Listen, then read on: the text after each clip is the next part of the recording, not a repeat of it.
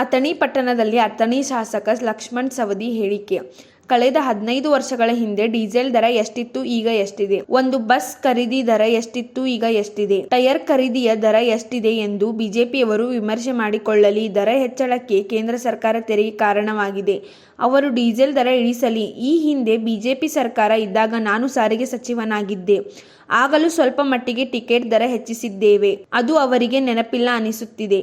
ಒಂದು ಕೆಲಸ ಮಾಡಿ, ಅವರಿಗೆ ಡೀಸೆಲ್ ದರ ಇಳಿಸಲು ಹೇಳಿ. ಬಸ್ನ ಬಿಡಿಭಾಗಗಳ ಮೇಲಿನ ತೆರಿಗೆ ಮತ್ತು ಡೀಸೆಲ್ ತೆರಿಗೆ ತೆರವುಗೊಳಿಸಿದರೆ ಇರುವ ಟಿಕೆಟ್ ದರ ಕಡಿಮೆ ಮಾಡಲು ನಮ್ಮ ಸಚಿವರಿಗೆ ಸಲಹೆ ನೀಡುತ್ತೇನೆ. ಮಾಜಿ ಸಾರಿಗೆ ಸಚಿವ ಹಾಗೂ ಹಾಲಿ ಶಾಸಕ ಲಕ್ಷ್ಮಣ ಸವದಿ ಹೇಳಿಕೆ.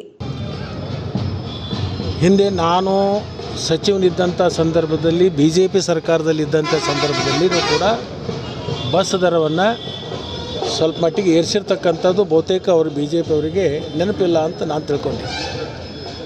ಈಗ ಅನಿವಾರ್ಯವಾಗಿ ಡೀಸೆಲ್ ರೇಟ್ ಕಡಿಮೆ ಮಾಡಿಸಂತ ಹೇಳ್ರಿ, ಇಲ್ಲಿ ಕಡಿಮೆ ಮಾಡಿಸೋಣ. ಕೇಂದ್ರ ಸರ್ಕಾರದಲ್ಲಿ ಡೀಸೆಲ್ ರೇಟ್ ಕಡಿಮೆ ಮಾಡಿಸಂತ ಹೇಳಿ ಒಂದು ಕೆಲಸ ಮಾಡಂತೇಳಿ. Diesel rate ಇವತ್ತೇನಿದೆ?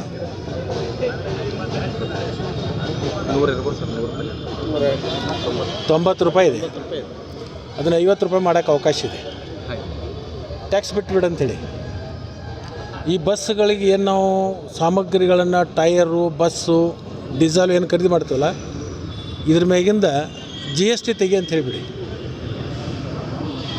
ಬಸ್ ಖರೀದಿ ಮ್ಯಾಗಿಂದ GST, ಬಸ್ಸುಗಳ ಟೋಲ್ ನಾಕಾದಲ್ಲಿ ಓಡ್ತಕ್ಕಂಥ ಟೋಲ್ ನಾಕಾದ ಫೀ, ಅದ್ರ ಟೈರು, ಅದರ ಸಾಮಗ್ರಿಗಳು ಏನಿದಾವಲ್ಲ ಅದ್ರ ಮ್ಯಾಗಿಂದ GST ಕೇಂದ್ರ ಸರ್ಕಾರ ಕಡಿಮೆ ಮಾಡಿದರೆ ನಾವು ಬಸ್ ದರ ಇದ್ದದ ರೇಟದಲ್ಲಿ ಕಡಿಮೆ ಮಾಡಲಿಕ್ಕೆ ನಾವು ಸಾರಿಗೆ ಸಚಿವರು. ಉದಯ ಹೊಸಮನಿ, KMM ನ್ಯೂಸ್, ಚಿಕ್ಕೋಡಿ.